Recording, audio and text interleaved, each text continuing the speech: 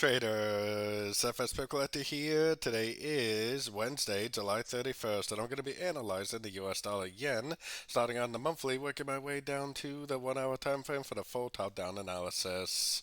So today is FOMC interest rate for the US, definitely going to cause a lot of volatility in all the US dollar pairs, and I will be live streaming for that news event later on today on YouTube. So if you would like to participate in that, definitely come back and make sure that you stop in for the YouTube live stream.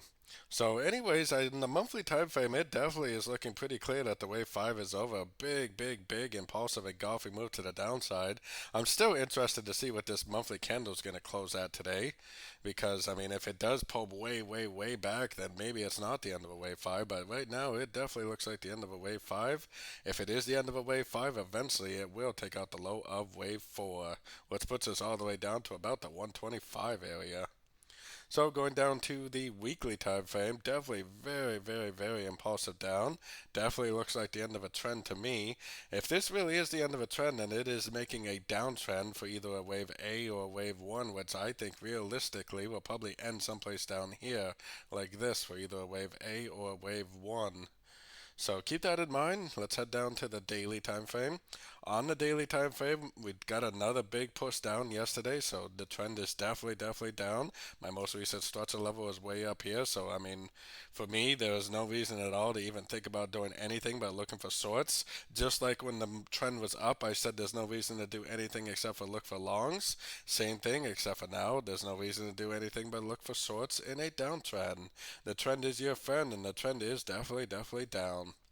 Going down to the 4 hour time frame, like I said, my most recent structure is way up here. The only thing that's going to turn me into a buyer is seeing this structure right here break, which I don't really think it's going to break. I actually think even if it does start a move to the upside, I think it's just going to be another crutch into the downtrend, and I definitely will be continuing to look for shorts every chance I get.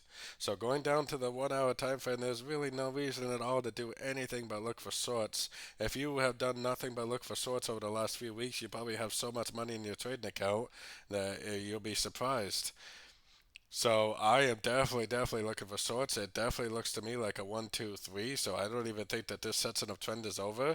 I'm kind of interested to see what the news does to the yen pairs today, because the yen is a risk on, risk off currency, and it will definitely be affected by the US dollar news.